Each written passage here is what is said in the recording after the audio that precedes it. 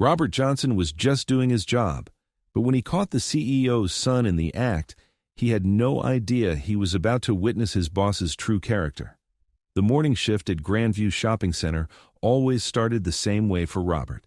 Clock in at 6 a.m., check the overnight security reports, and begin his rounds through the maze of stores that made up one of the city's busiest retail hubs.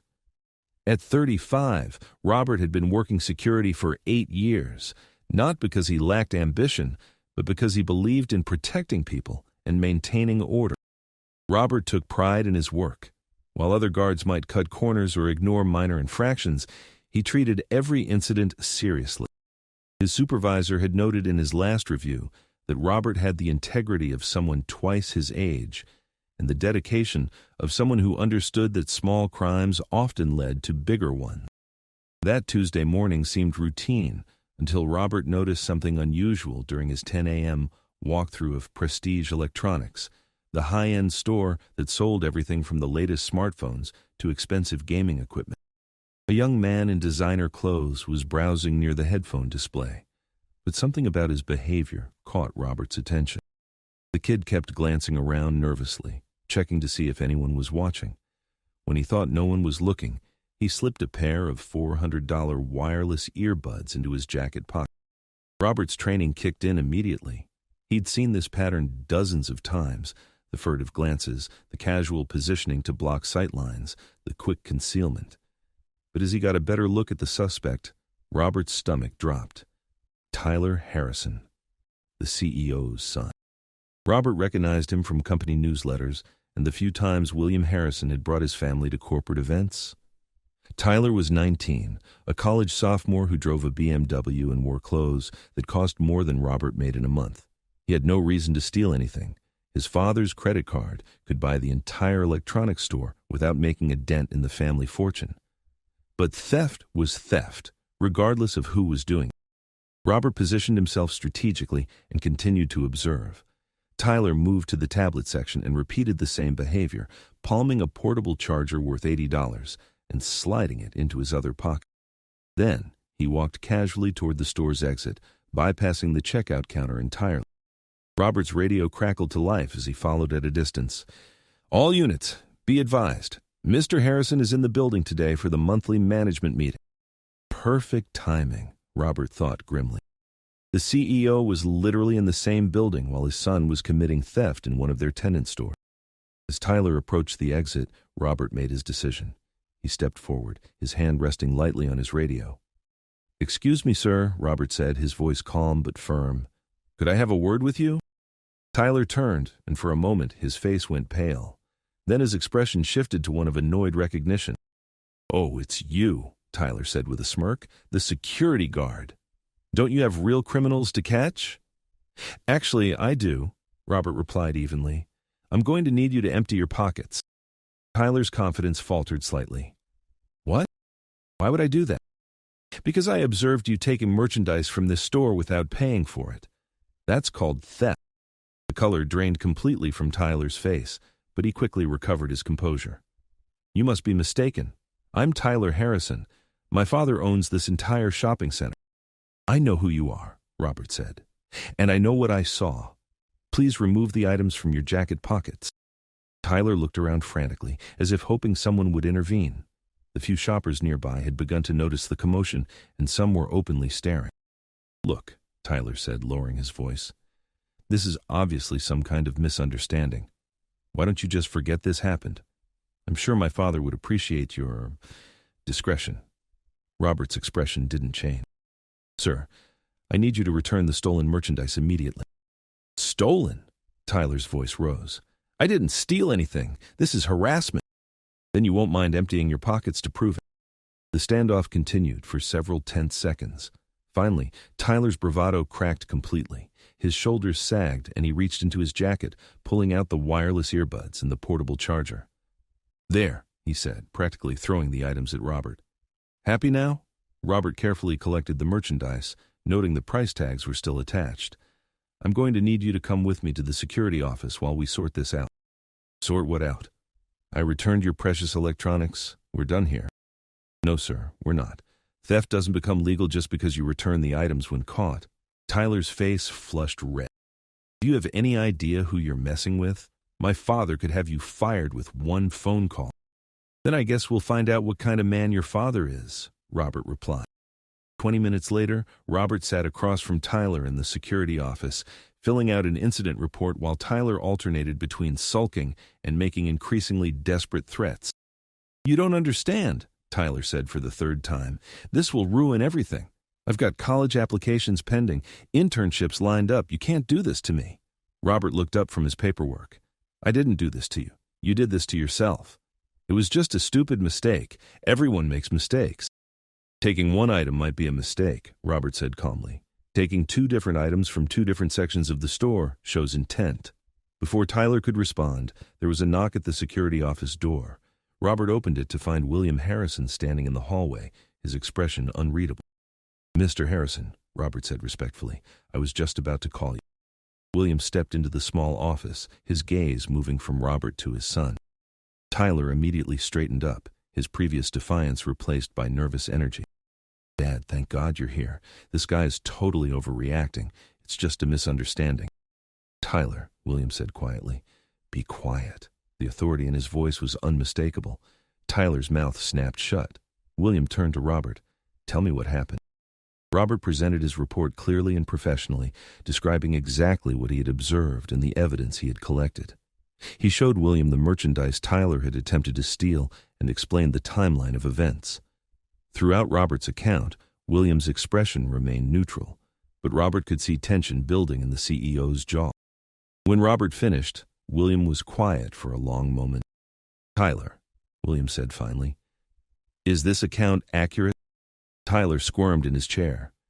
Dad, I can explain. Yes or no, did you take these items without paying for them? Another pause, then, quietly, yes.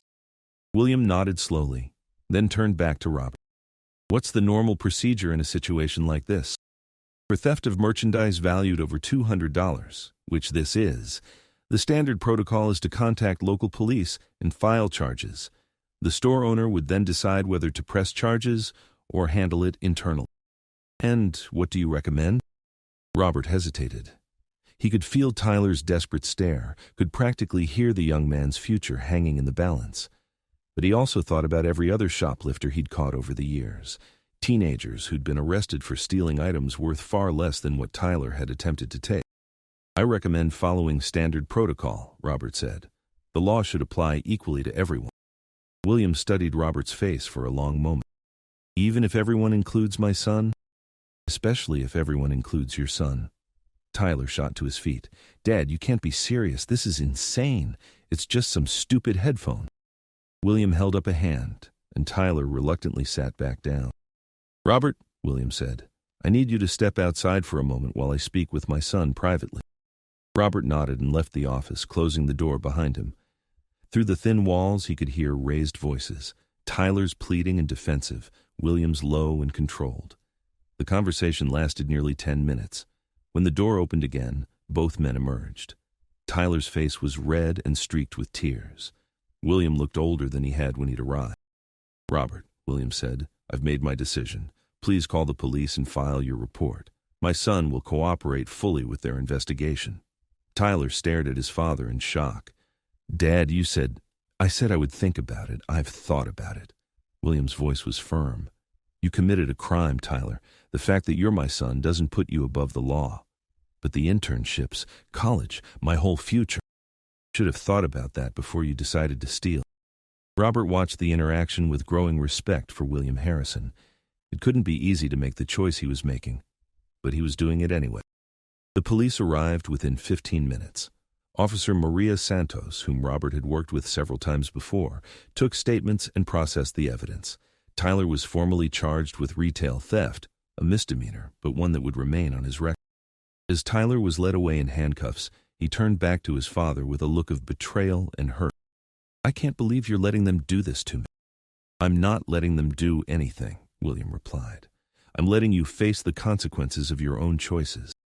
After the police left, William remained in the security office with Robert. The CEO looked exhausted. That was probably the hardest thing I've ever had to do, William admitted. But it was the right thing, Robert said.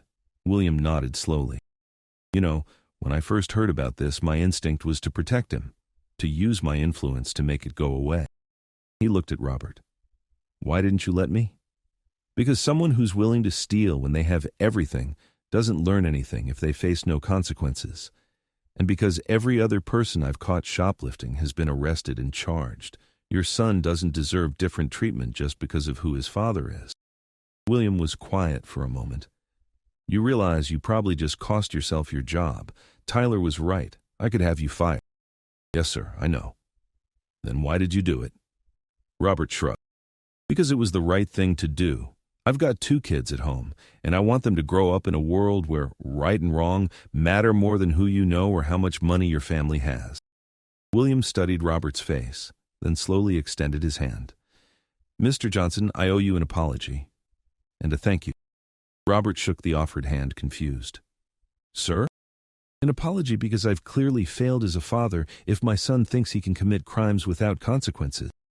And a thank you because you just taught my son, and me, a lesson about integrity that I should have taught him years ago. 1 month later, Robert was called to an unexpected meeting in the shopping center's administrative offices. He'd assumed it was about the Tyler Harrison incident. Perhaps William had reconsidered and decided to retaliate after all. Instead, he found William waiting for him with a job offer that took his breath away. Head of security for all Harrison properties, William said, sliding a contract across the desk. 15 shopping centers, 6 office buildings, and 3 hotels. Salary increase of 40%, full benefits, and a budget to hire and train your own team. Robert stared at the contract. Sir, I don't understand. After what happened with Tyler, I realized I need people around me who will tell me the truth, even when it's difficult to hear. Especially when it's difficult to hear. William leaned back in his chair. I've spent years surrounding myself with yes men who tell me what they think I want to hear. You told me what I needed to hear. What about Tyler? Robert asked. William's expression grew sad. Tyler is facing the consequences of his choices. He'll do community service, attend counseling, and his college has been notified of the charges. It'll be a long road back for him, but maybe this will be the wake-up call he needed. And you're okay with me being the one who caused all of that? William smiled for the first time since Robert had known him. Mr. Johnson, you didn't cause anything. You just refused to ignore it. That's exactly the kind of person I need working for me. 6 months later, Robert stood in his new office overlooking the main concourse of Grandview Shopping Center. Through his window, he could see a security team making their rounds, following the protocols he'd established. Protocols that emphasized fairness, integrity, and equal treatment for everyone, regardless of their background. His assistant knocked and entered. Sir, there's someone here to see you. Says he has an appointment? Tyler Harrison walked into the office, looking very different from the cocky young man Robert had arrested 6 months earlier. He was thinner, his designer clothes replaced with simple jeans and a polo shirt. Most notably, the arrogant expression was gone, replaced by something that looked like humility. Mr. Johnson, Tyler said, extending his hand. Thank you for seeing me. Robert shook the offered hand, studying Tyler's face. What can I do for you? Tyler took a deep breath. I wanted to apologize for what I did and for how I acted afterward. You were just doing your job, and I tried to use my father's position to get away with breaking the law. Apology accepted, Robert said simply. I also wanted to thank you. Robert raised an eyebrow. Thank me? Tyler nodded. The community service, the counseling. It opened my eyes to a lot of things. I've been working at a food bank, helping people who are genuinely struggling, and it made me realize how ridiculous and selfish I was being. That's good to hear. I'm hoping to earn back some of the trust I lost, starting with my father, but also with people like you who did the right thing even when it was hard. Robert studied the young man's face, looking for signs of the manipulation he'd seen before. Instead, he saw what appeared to be genuine remorse and a desire to change. Actions speak louder than words, Robert said. But this is a good start. Tyler nodded. I understand. I just wanted you to know that what you did, treating me like everyone else instead of giving me special treatment, it was exactly what I needed, even if I couldn't see it at the time. As Tyler left, Robert reflected on the path that had brought him to this moment, A year ago, he'd been a simple security guard doing his job. Now, he was responsible for security across a major property portfolio, leading a team of professionals who shared his commitment to integrity. But the most satisfying part wasn't the promotion or the salary increase. It was knowing that he'd helped a young man learn a crucial lesson about accountability, and that he'd shown a father what real leadership looked like. 2 years after the incident, Robert received an invitation that surprised him. Tyler Harrison was graduating from college, and both he and his father wanted Robert to attend the ceremony. Robert found himself sitting in the university auditorium alongside William Harrison, watching as Tyler walked across the stage to receive his degree in social work. The young man who had once stolen electronics for the thrill of it was now planning to dedicate his career to helping at-risk youth. After the ceremony, the three men met for dinner at a quiet restaurant near campus. Tyler looked confident but humble, a far cry from the arrogant teenager Robert had arrested. "I want to tell you something," Tyler said as they finished their meal. "Last week I was offered a position at my father's company. Good salary, clear path to management." William nodded. "It's a generous offer." "It is," Tyler agreed. "But I turned it down." Robert looked surprised. "Why?" Tyler smiled. "Because I want to earn my way, just like you did. I've been accepted for a position with the city's youth intervention program. It doesn't pay much, but it's where I can make a real difference." William beamed with pride. "I've never been more proud of him." "There's something else," Tyler continued, looking directly at Robert.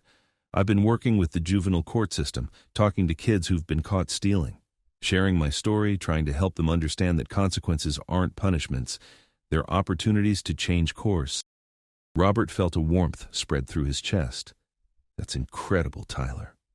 It's because of what you taught me that day, that being held accountable isn't the end of the world. It's the beginning of becoming the person you're meant to be." As they parted ways that evening, William pulled Robert aside. "You know," William said, "when you arrested Tyler, I thought you were destroying his future. I had no idea you were actually saving him." Robert smiled. "Sometimes the kindest thing you can do for someone is refuse to enable their worst behavior." "I'm promoting you again," William announced, "Vice President of Operations. You'll oversee all security and safety operations across the entire Harrison Holdings portfolio." "Sir, that's incredibly generous, but it's not generosity," William interrupted. "It's recognition. You've shown me what real leadership looks like, and I want that perspective in my executive team." 5 years later, Robert Johnson stood before a group of new security recruits at the Harrison Holdings training facility. The room was filled with young men and women eager to begin their careers in security and loss prevention. "The most important thing I can teach you," Robert told them, "is that your job isn't just about catching bad guys. It's about treating everyone with respect and fairness, regardless of who they are or where they come from." He paused, thinking about that day years ago when he'd made the hardest decision of his career.